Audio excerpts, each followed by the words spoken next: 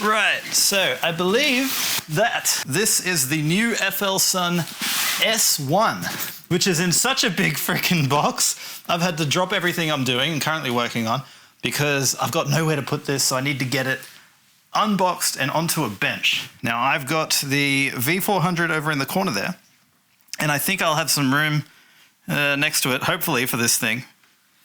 We will find out. But yeah, my God. I suspect this video might be bringing a wider audience to the channel.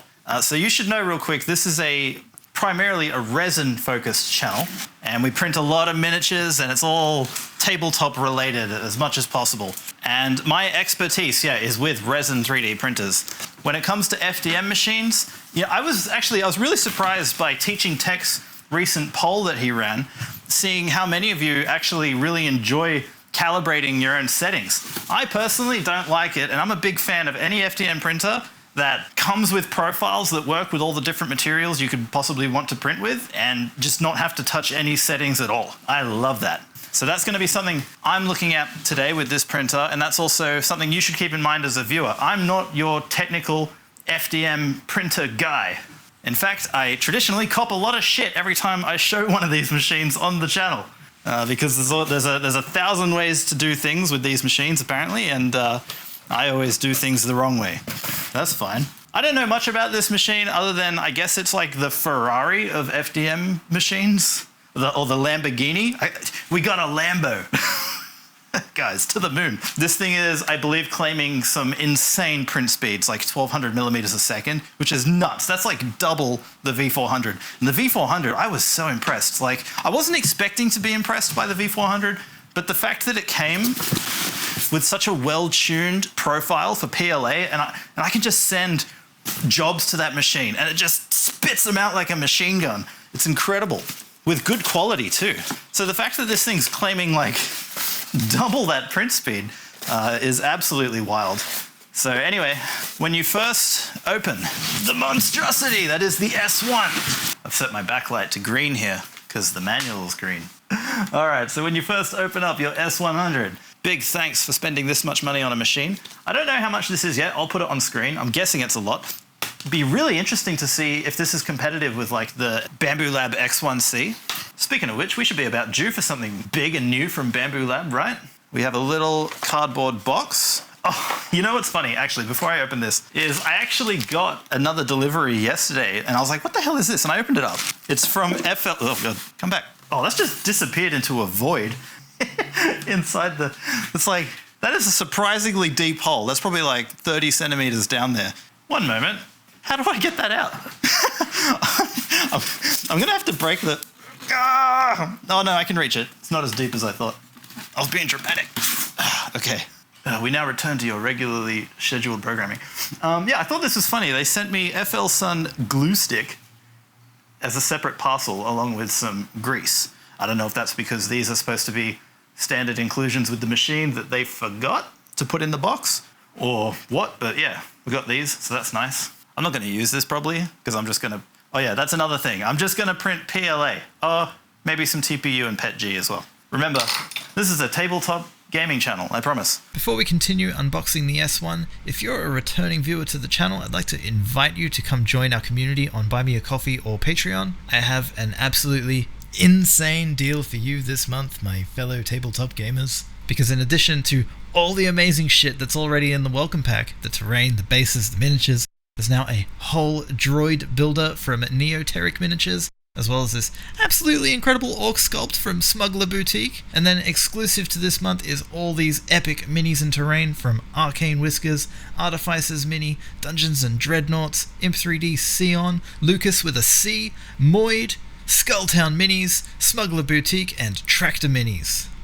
So FOMO, come get the files because they're gonna not be there at the end of this month. And don't forget that becoming a member also gets you access to our most wholesome Discord server, where we have just the best, most friendly and helpful people in all of miniature 3D printing space. So please come sign up. It's insane value. We're also doing a print and paint every single month, so you can print off whichever of these models you like, paint it up, and I'll show it off here in a video at the end of the month. But yeah, please do come support this channel. These videos are completely fan funded at the minute. I've not taken any sponsorships for a while, and I'm enjoying not taking any sponsorships because frankly they suck and they're an absolute pain to do. But yeah, I do got to pay the bills, got to keep the little rabbits fed. So if you can pitch in, it's going to be deeply appreciated.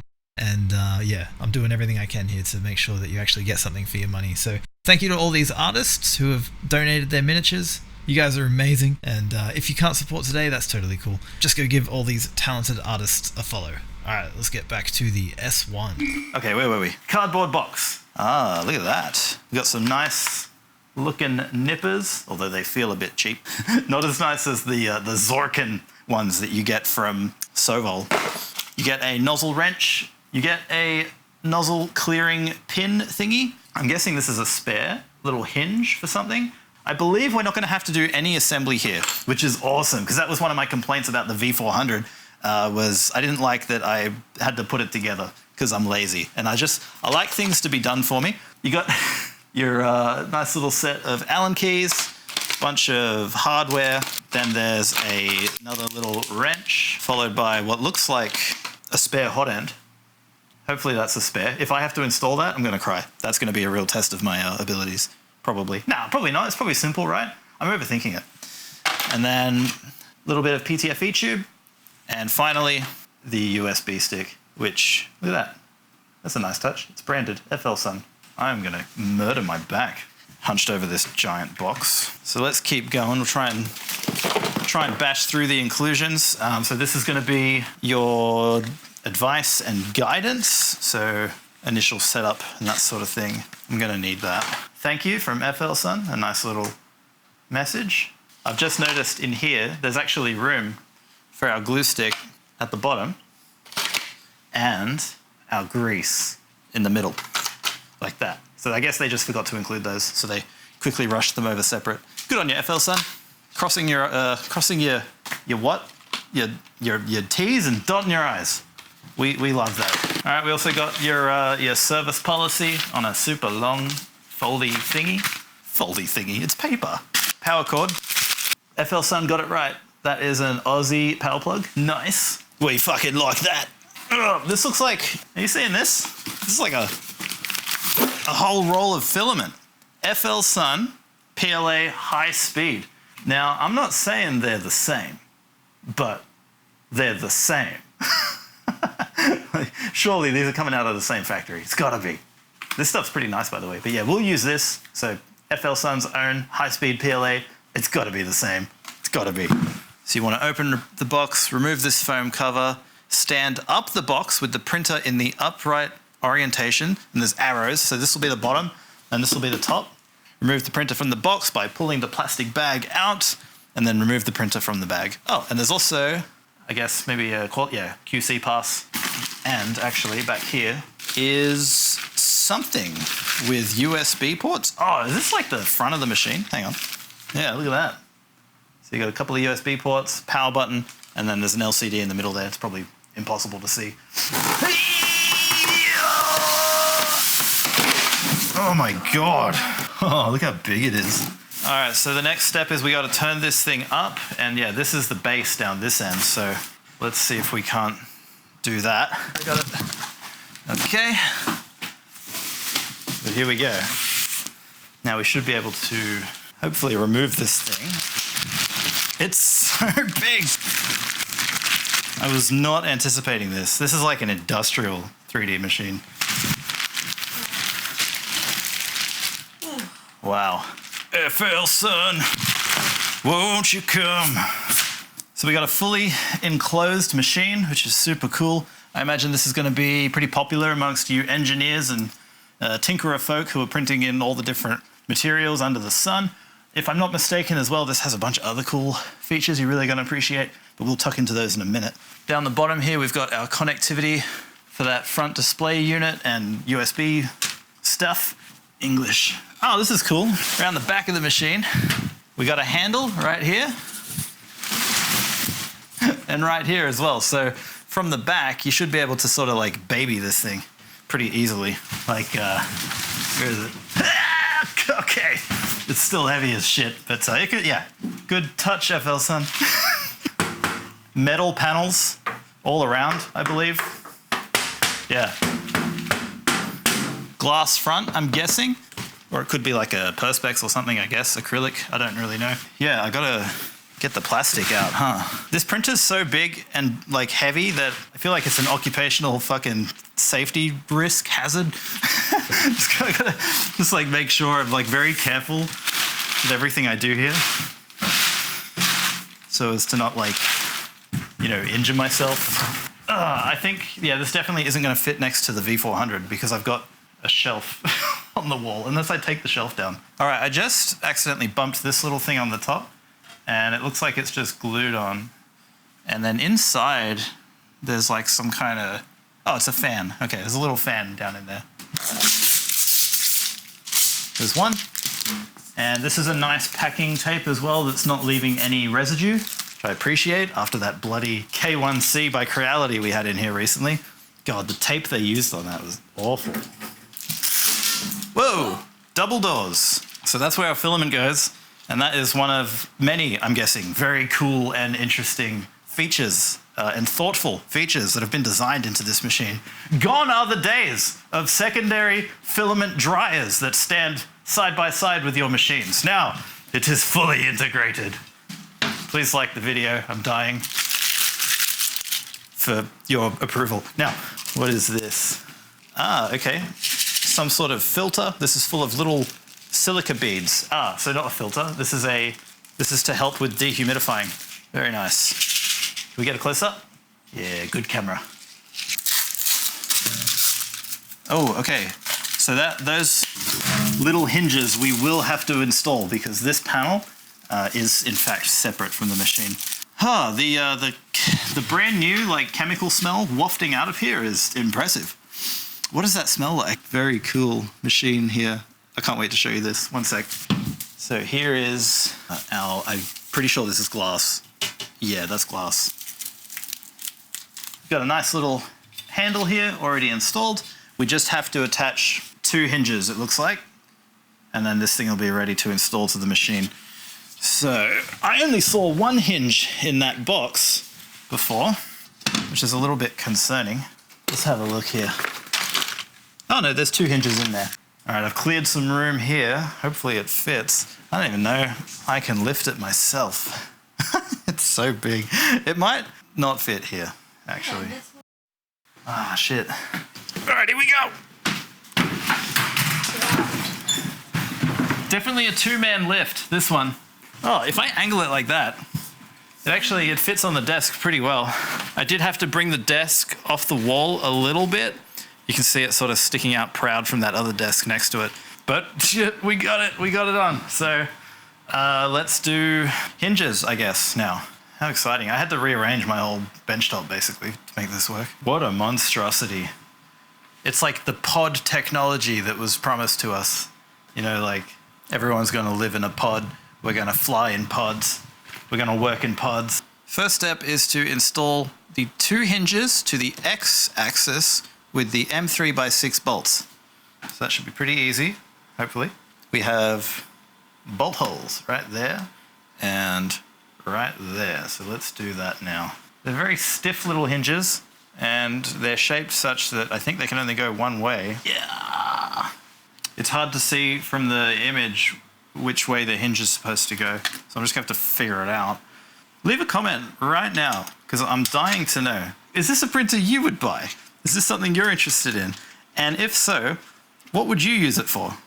For me personally, this would be gaming tabletop terrain and just functional odds and ends around the house. These are the silicon plugs, so it's going to be these, and then it uses these broad head bolts to secure that glass from the outside.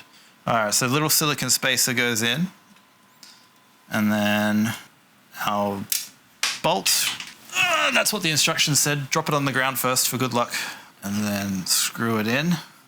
Uh-oh, it's not lining up. It doesn't line up. Can you see that? The bolt hole is like too far left. So that's not great. How's this gonna work? So I don't wanna like force it. Okay, you just have to force it. Cool. Okay, next one. Silicon thingy, which doesn't want to fit. Drive it in instead, and we are golden. All right, let's do the next one. Push the little silicon thingy in, screw it in. Okay, yeah, this is pretty straightforward. So now we have a functioning swingy door. Lovely. How far does it go? That far. Not bad. I think the K1C that we had through here recently opened up to like 90 degrees, which is kind of annoying. But the fact that this one goes like all the way out, what is that, 180 degrees? That's sweet. So I believe our next task is going to be to install the LCD, which should be pretty straightforward. So you put it in the slot and then you screw it in and then you secure the underside, which hopefully we can reach. Swear to God. All right, let's give this a go. So there's a little zip tie here. Got to break that. These are those Zorkin nippers I was telling you about. These, I don't know, they feel super primo. We got numbered connectors here, 1, 2, and 3, and then our cables. These are little USB-Cs and some sort of other port, all labeled 1, 2, and 3.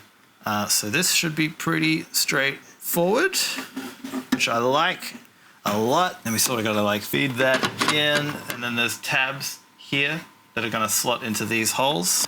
And then we can secure it from the top with some more of these M3x6 bolts. So far, I have not had to change Allen keys, which is awesome. Son of a bitch. So much good luck today.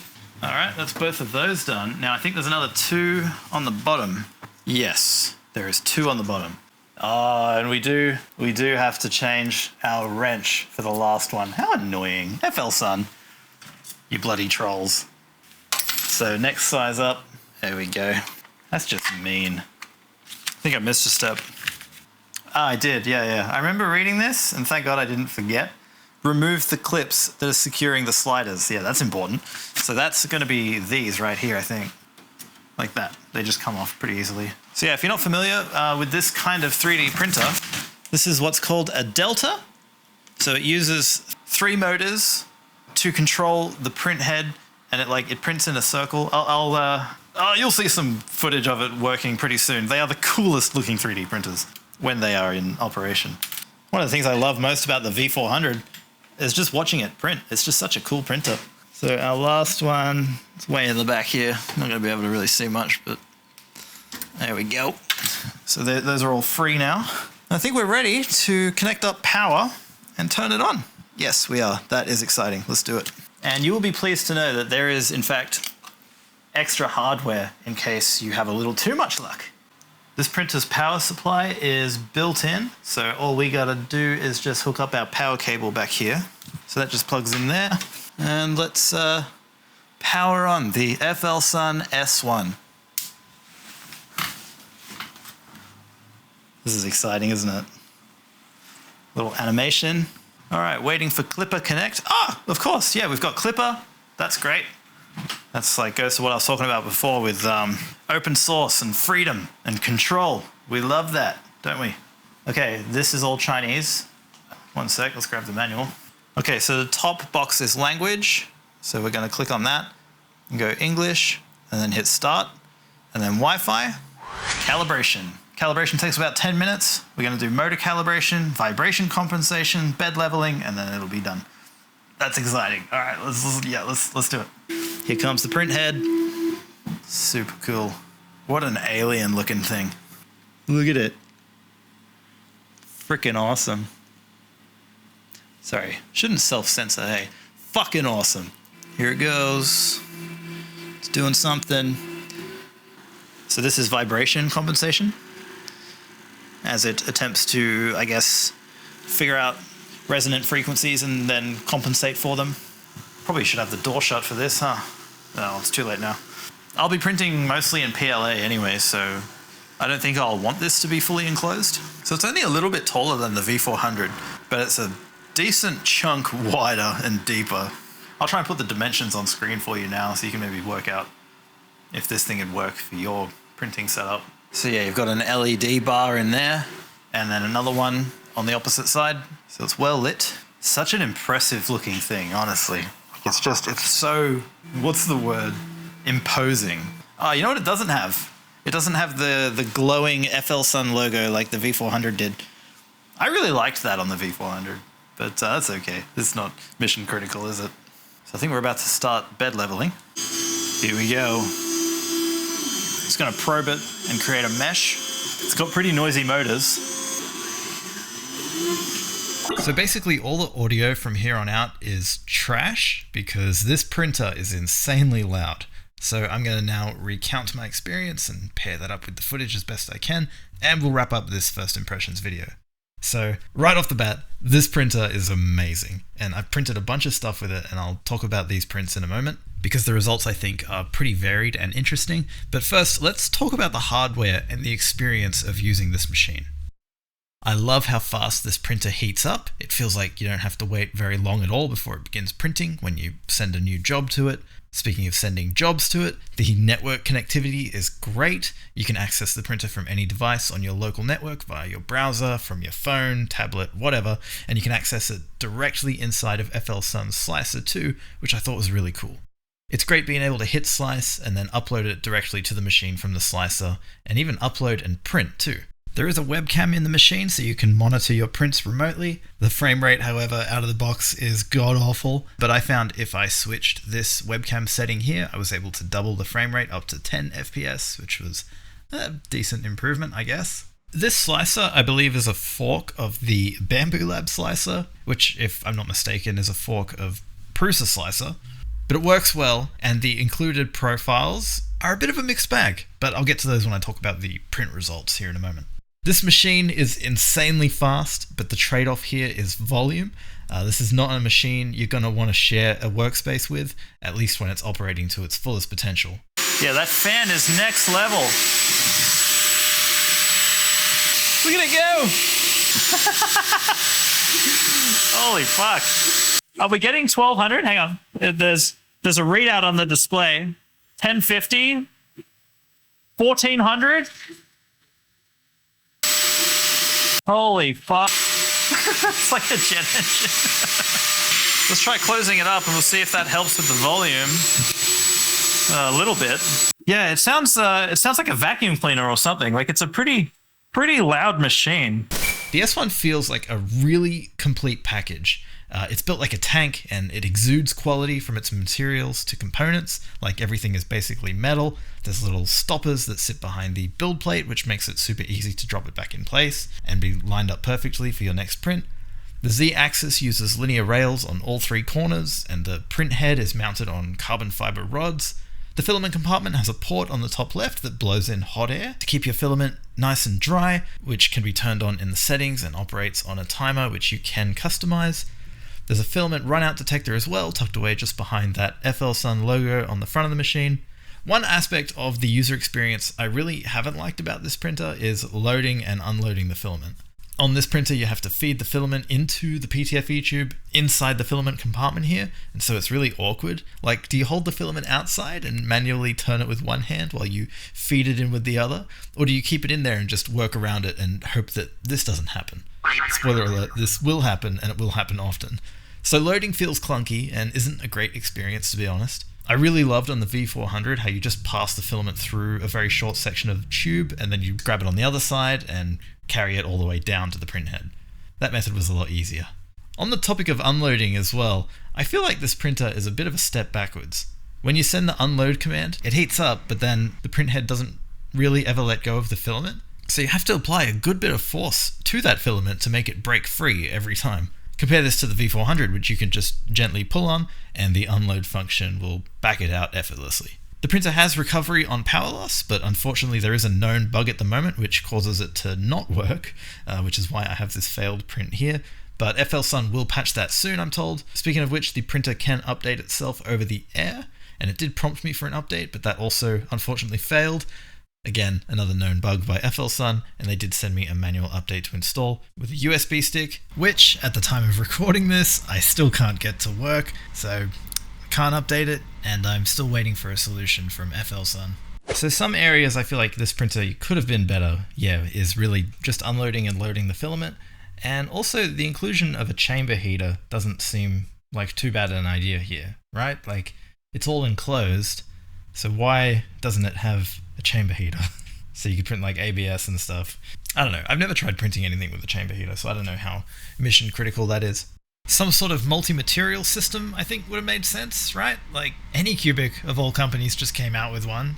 Or was it Creality? Or was it both? Yeah, I think multi-material is like all the rage since Bamboo Lab. So I half expected some kind of multi-material system here, but maybe that's challenging with the inbuilt filament dryer. Who knows? I also think that this printer could have come with better print profiles for different materials, because I feel like the crazy fast PLA settings don't produce the best quality results. Like if you look at this yellow box here printed on the S1 versus the exact same box printed on the V400, the V400 one looks much cleaner to my eye, with the S1 box showing visible layer fuckery and weirdness if you look closely.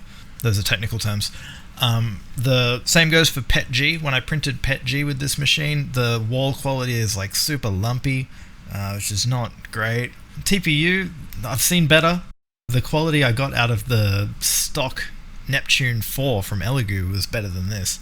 But like the Neptune 4, this also jammed. I tried printing this model 3 times in a row, and 3 for 3 it jammed, which was a real pain in my ass. But what I thought was really cool actually is the machine does detect when it's jammed, and so it pauses the print and it lets you resolve that so you can then resume after a jam. And I wasn't really clear exactly on how to unjam this machine, and I tried a few different things. The little nozzle needle doesn't work. I don't think that works on any machine ever, right? And also where the printer parks the print head, you have to bend the needle to get it in there, so it was super awkward. The next thing I tried was just unloading the filament and then trimming the end and reloading it, which did work 2 out of 3 times, but was not reliable because on the 3rd time I just could not get that to work. So what I ended up doing was unloading the TPU, loading PLA in the hopes that because the PLA is more stiffer, it would be able to just push through the blockage, and that actually worked, and so we were able to overcome the block that way. So not ideal, but we got there in the end. And these are replacement strap clasp thingies for my tripod feet, because the stock ones are made of this rubber that for whatever reason the rabbits just love to chew on. But TPU, I've discovered, the rabbits for whatever reason love to ignore. So TPU is a great material for replacing any like rubber feet and that sort of thing that those little demons love to chew on. So I'm happy I could get this part printed and installed. The only print profile that I was impressed with at all was the carbon fiber one. That profile I think was printing slower because it wasn't as loud, like it wasn't as uncomfortable to be in the room with the machine while it was printing carbon fiber. And yeah, this dice tower that I printed I think looks just perfect. Like the wall quality is amazing. I also printed a little adapter here for my magnetic fume extraction system, which just easily connects to this little vent on the side of the S1 here. There is a fan on the other side of this vent, which you can control in the settings, but it's actually an intake fan if you want to bring cool air into the machine. But if you just bypass that and you have an inline fan in your exhaust system like I do, then this should work great. And there'll be a link down below where you can get this file if you want for free. So here's the stupid boat, and it printed in 8 minutes, and it's okay. The surface quality is pretty good. I thought, not the best I've seen. I thought the one from the V400 looked better. Did I do? Yeah, hang on. That's the speedboat from the V400. That was like 20 minutes? No, that was 16 minutes. But yeah, this is half that at 8 minutes. So pretty wild. The next print was another one of the pre-sliced files on the printer, and it's this dwarven guy with the big mallet and shield on a nice little cobblestone base. And this looks really nice. I think this took about 35 or 40 minutes. Turned out good. The included spool of that filament is actually only 500 grams. It's not a full 1 kilo. And yeah, my God, that PLA profile is insane. Like the 1200 millimeters a second. So you can print stupidly quick with it. But it's so loud. It's way too loud for me. Like when I was sitting at my computer with this printer, which you can't see, but there it is.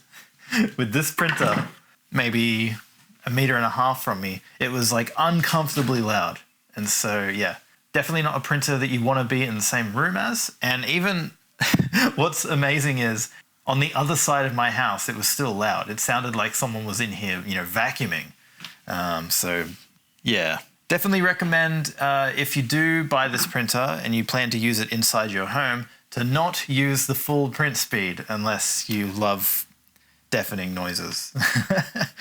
But you can slow the print speed down or turn the fans down, and it'll operate at a much more manageable volume. So I think that's going to conclude my FL Sun S1 first impressions video. I think this is a very cool machine. I'm not sure it's for hobbyists like me who just want to print like tabletop terrain and maybe the odd functional, useful thing around the home. Might be a little bit overkill for that. But yeah, God, it's a very well-built thing. It seems all very well thought out with all the features you could possibly want. Since this printer, for me personally, isn't a great fit, and I want to reclaim this space in my studio, get in touch if you want a good deal on this exact S1 and you live in Australia. This is my email address. Make me an offer. Because yeah, I don't think I can hold on to this one. As much as I want to, the V400 is just a much more practical printer for me personally. I will also leave an affiliate link down below. If you choose to buy this machine and you want to help out the channel, you can use that link and I'll get a small kickback from your purchase at no extra cost to you. And if you really found this video helpful and you want to say thanks in a more direct way, you can come join my Patreon or buy me a coffee membership. We have a bunch of STLs, including these terrain pieces that were generously donated by Artificers Mini. It's a phenomenal deal to come join my membership, so I highly recommend it. We also have a great Discord community. You're gonna really enjoy being a part of that, I imagine. We do fun print and paints every month where you can print some of the stuff that is available through the membership, paint it up, and I'll share it on a video at the end of the month. And yeah, I think that's going to do it for this one. So thanks for watching. And yeah, let me know if you are interested in buying this printer, what would you use it for? Really keen to hear some other perspectives other than the tabletop gamer perspective. All right, cheers, bye-bye.